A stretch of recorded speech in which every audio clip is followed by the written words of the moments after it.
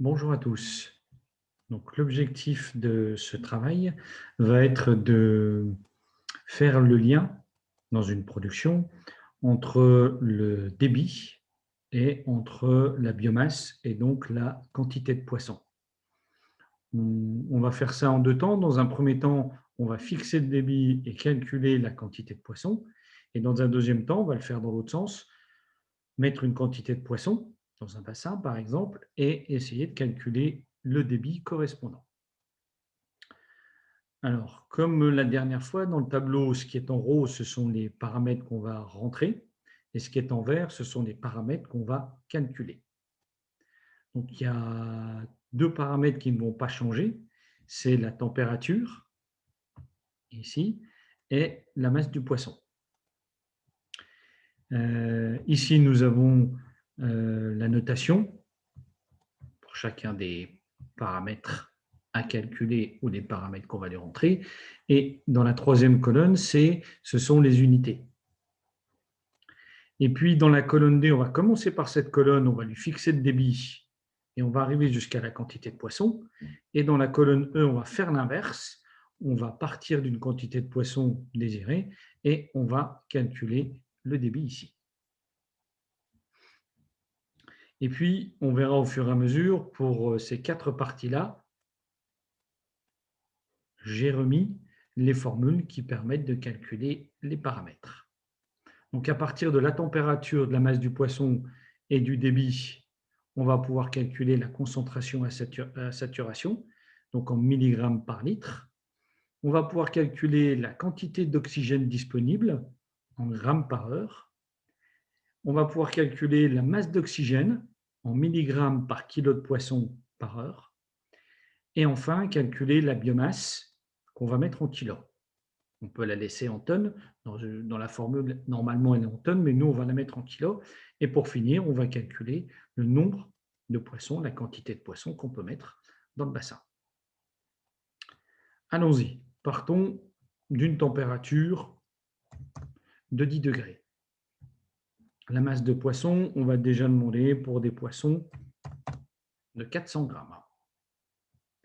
Et puis, on verra après, là, on va fixer un débit de 5 mètres cubes heure. Alors, comme dans la vidéo précédente, vous pouvez stopper, revenir en arrière pour suivre pas à pas les explications. Alors, ensuite, on va lui demander de calculer donc la concentration à saturation d'oxygène, donc en milligrammes par litre. La formule est ici, 468,41 divisé par, entre parenthèses, 31,64 plus la température.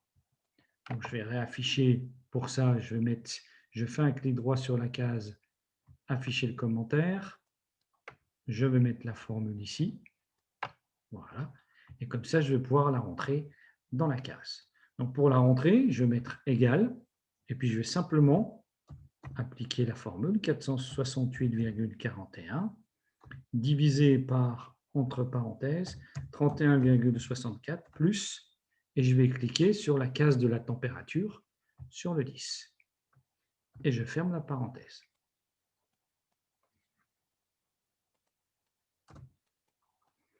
Donc, la quantité d'oxygène à saturation est de 11,25 mg par litre pour une température de 10 degrés.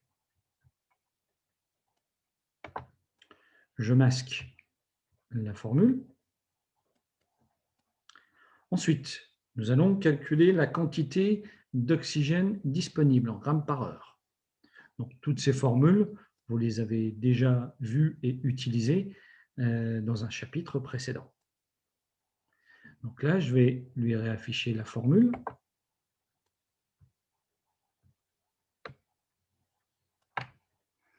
Donc, c'est le débit multiplié par la concentration à saturation en oxygène, moins 7 étant normalement la concentration à saturation en sortie de bassin. Et l'autre est la concentration à saturation en début de bassin. Donc, on va lui appliquer la formule égale. J'appuie sur la case du débit. multiplié, j'ouvre une parenthèse. Je vais cliquer sur la case du dessus D5 pour la concentration à saturation, moins 7. Donc égal D4 fois, entre parenthèses, D5 moins 7. Et on trouve 21,25. Donc la quantité d'oxygène, c'est 21,25 grammes par heure. Et je remasque la formule.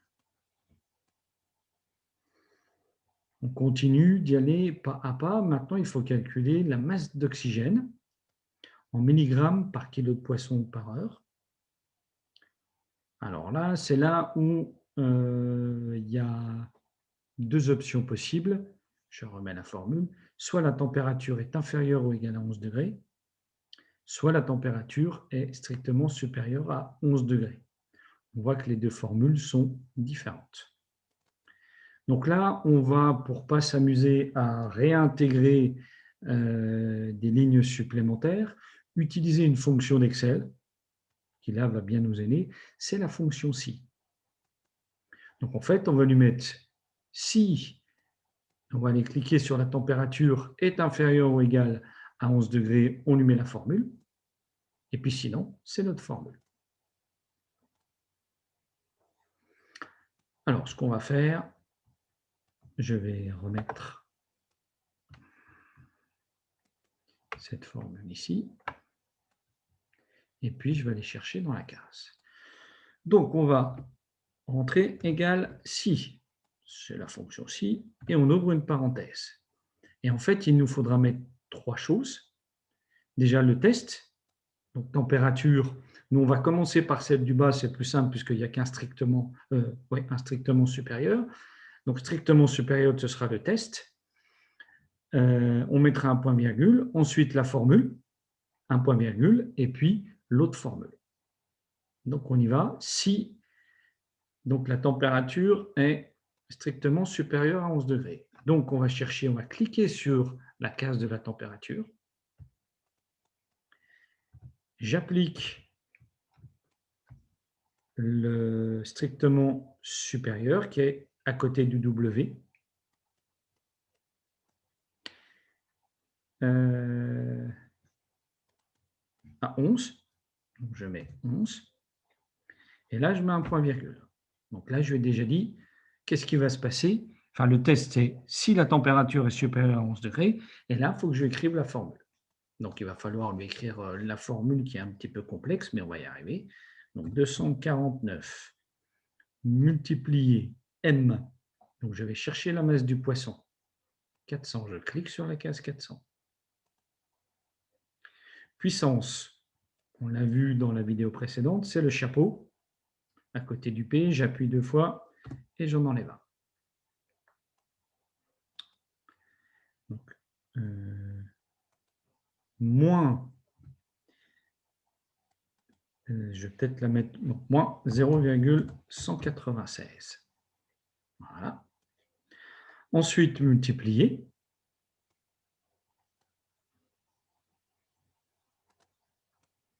Et ensuite, 10 puissance. Là, je suis obligé de mettre entre parenthèses 0,055 multiplié et je vais chercher la case de la température T. Donc là, il m'a calculé la formule quand la température est strictement supérieure à 11 degrés. Je remets le point-virgule. Oh, pardon, je ferme la parenthèse que j'ai oublié de fermer. Le point-virgule. Et ensuite, je lui mets l'autre formule. Pas besoin de lui remettre l'autre test, c'est-à-dire si T est inférieur ou égal à 11 degrés, puisque lui, il l'intègre automatiquement avec ce qu'on a mis au départ, le test quand la température est strictement supérieure à 11 degrés. Donc, on lui met la formule 75 fois, je vais cliquer sur la masse, à la puissance moins 0,142, multiplié par 10 puissance entre parenthèses, 0,024 fois la température. Je ferme la parenthèse. Et ensuite, je ferme la parenthèse de ma condition.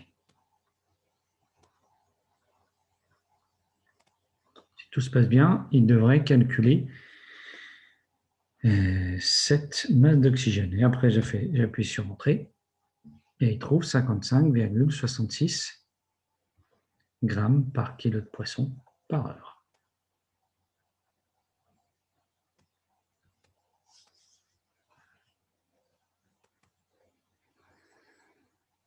Alors, on peut essayer si on met une masse de poisson inférieure, 300 grammes.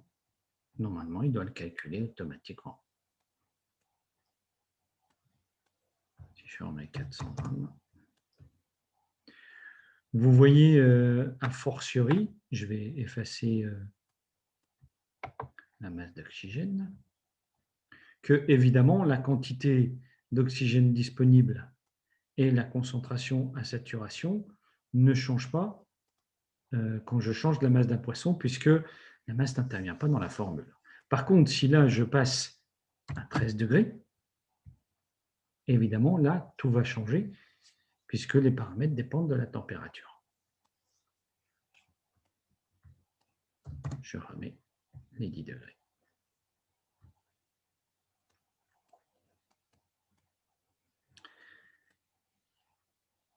Il nous reste la biomasse. Alors, pour la biomasse,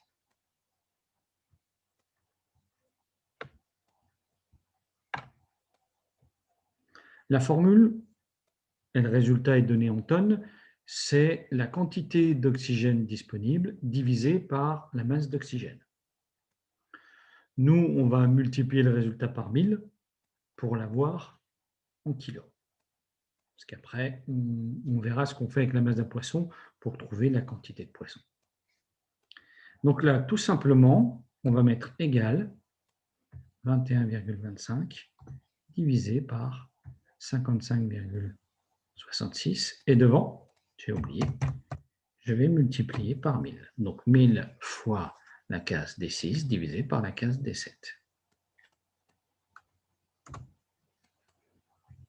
Donc ça nous signifie qu'on peut avoir une biomasse de 382 kg avec un débit de 5 m3/h pour des poissons de 400 grammes à une température de 10 degrés.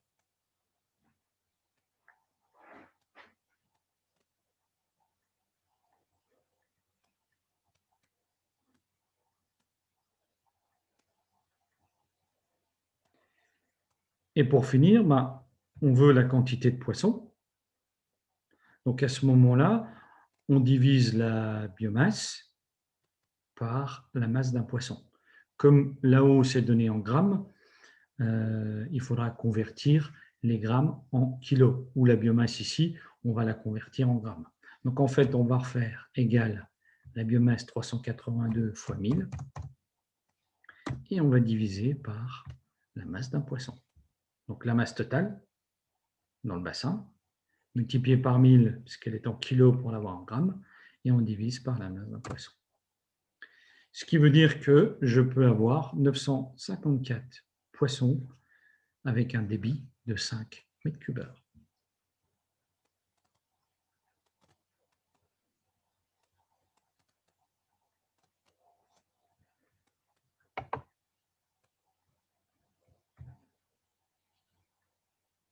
Donc je peux ajuster la quantité de poissons que je peux avoir dans le bassin en fonction de la température, la masse des poissons et le débit. On peut voir que, par exemple, si je mets un débit plus important, 6 m3/h, la quantité de poissons va augmenter assez significativement. Si je mets 7 m3/h,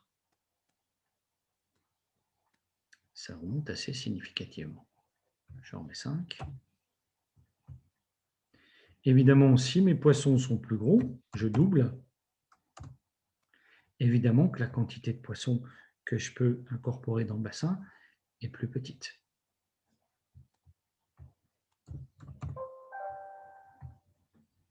Et ensuite que si la température est plus élevée, je passe à 13 degrés, à ce moment-là, la quantité de poisson dans le bassin va diminuer. Si je passe à 12 degrés, à 11 degrés,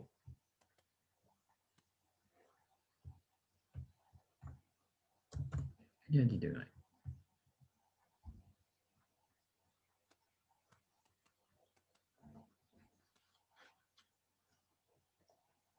Donc voilà, avec ce petit tableau, vous pouvez tout de suite avoir la quantité de poisson par rapport à ces trois paramètres. Alors, on peut essayer de le faire dans l'autre sens, c'est-à-dire de fixer la quantité de poisson dans le bassin et de voir comment ajuster le débit face à ce nombre de poissons. Alors, c'est la colonne E. On va partir du paramétrage. Je vais partir sur un paramétrage de 1200 poissons. On va partir sur 400 grammes à 10 degrés. Donc, pour remonter dans l'autre sens, je peux avoir la biomasse en kilos. Donc, je multiplie les 1200 poissons par la masse d'un poisson. Et puis, je divise par 1000 parce que là, je l'aurai en grammes. Donc, la biomasse égale, je vais cliquer sur 1200, multiplié par les 400, de 3, divisé par 1000. Biomasse de 480 kg.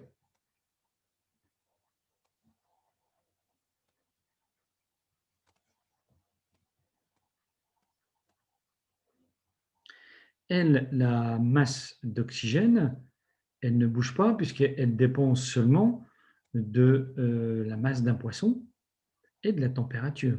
Ça, je n'ai pas bougé.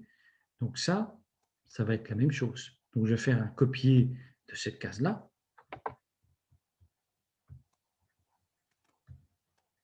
Pardon. Mieux que ça. Ici, je vais mettre plutôt un égal et je vais aller cliquer sur la case. Comme ça, il va reprendre. Sinon, il risque d'utiliser les formules si je fais un copier-coller. Donc je reprends.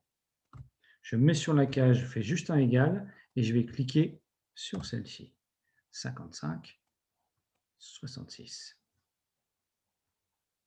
Ça, c'est la masse d'oxygène.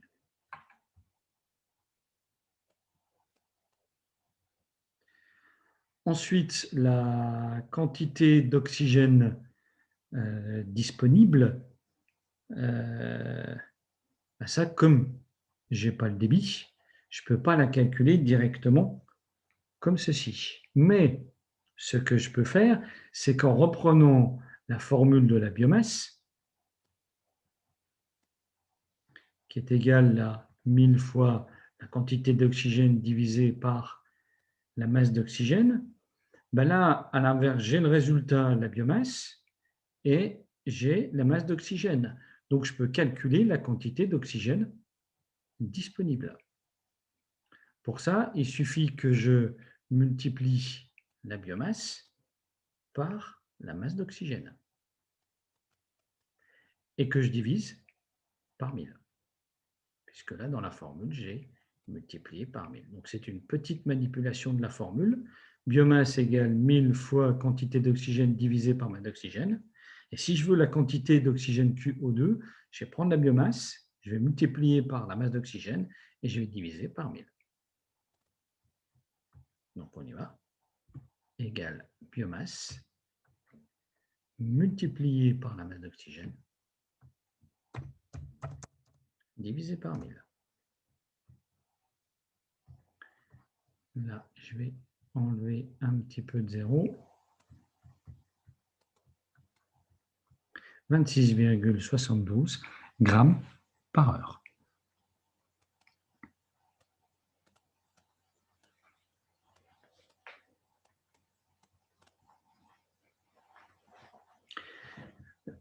La concentration à saturation, elle, ne bouge pas aussi, elle est restée la même, puisqu'elle ne dépend que de la température. Donc, je vais remettre la même, égale 11,25.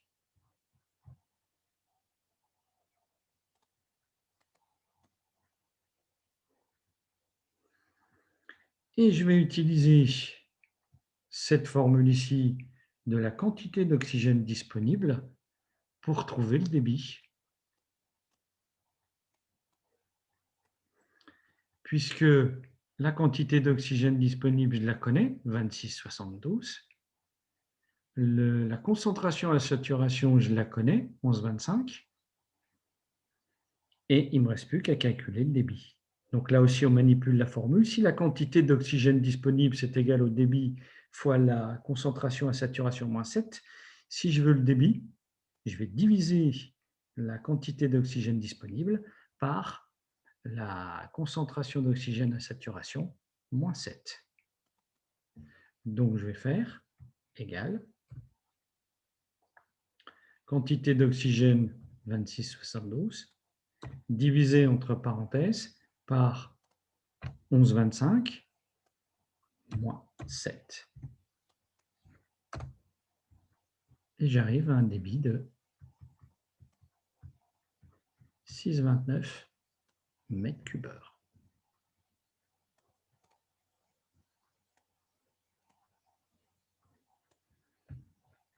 Donc, je vais grossir en fait et mettre en rouge, dans un sens comme dans l'autre, les deux paramètres qui m'intéressent de calculer.